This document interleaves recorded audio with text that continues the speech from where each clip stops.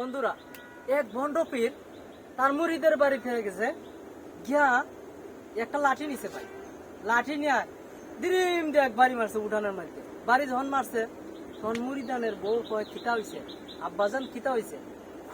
আরে হইও না, ওই মক্কা শরীফ কুত্তা ঢুকছিল, আমি দৌড়াই দিছি। ওই তাই নাকি? পরে মহিলা বললো যে বাবাজান রে আজকে এমন একটা শিক্ষা দিব। পরে খাবার দিছে বাবাজান রে। খাবার যখন দিছে তখন বাবাজানের টেবিলের মধ্যে খাবার দিছে। ওখান মোটা বাবা পেট লইয়া লড়তে পারে না। খাবার যখন খাবার ভাতের তলে মাছ বিরান দিছে অথবা মুরগির রান দিছে, কিন্তু বাবা কইতে পারে না, বাবা বয়ে রয়েছে। হ্যাঁ, অনেক সময় কইতে পরে কইতেছে কই কি দিছ, কিছু খাবার খাইতাম না, কিছু দাও না কেন খাই। আরে বন্ড বিশ্বাস বন্ড বন্ড বাবার করে বন্ড বাবা উচুল লইয়া ঝাড়ু লইয়া এমন বাইরে নিত তুলছে ভাই। বাইরে এখন তুই মক্কা শরীফে খাবার কুত্তা ঢুকছে তুই দেখছস, আর বাতের তলে তোর মাছ বিরান আছে, মুরগের রান আছে, তুই কইতে পারস না। তুই কিসের হিসাব রে বন্ড? এই বন্ডরে এমন দৌড় তুলছে আর কি পিটাইয়া, ঝাড়ু দিয়ে পিটাইয়া। বন্ড পীর থেকে সাবধান থাকবেন।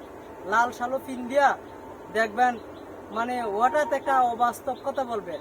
অবাস্তব কথা কইয়া দেখবেন দান্দা লাগাইলিব। দান্দা লাগাইলে আপনি মনে করবেন কি আসলে মনে হয় এই লোকটা মনে হয় আসলে খাঁটি মানুষ রে। আসলে কিন্তু খাঁটি না ভাই, সে আসলে বন্ড। খাঁটি বিশ্বাস আমলে সিরাতে সুরাতে দেখলেই বোঝা যায় সে কতটুকু ভালো। তে আমরা বন্ড বিশ্বাস থেকে সাবধান থাকবো। এই সমাজে বন্ড বিশ্বাস কিন্তু মানে বাংলাদেশের মধ্যে বইরে যেতেছে গা। আপনার খাঁটি বিশ্বাসরা বন্ড বিশ্বাসের কারণে খাঁটি বিশ্বাসরা সম্মান পাইতেছেন মানুষের। খাঁটি বিশ্বাসেরা মানে বেশিরভাগ মানে দেখা যাচ্ছে অবিশ্বাস করে। আসলে আপনারা ভালো বিশ্বাসের কাছে যাবেন, ভালো হ্যাঁ নেককার পরহেজগার ইমানদার মানুষের কাছে যাইবেন। Thank you so much. আল্লাহ হাফেজ।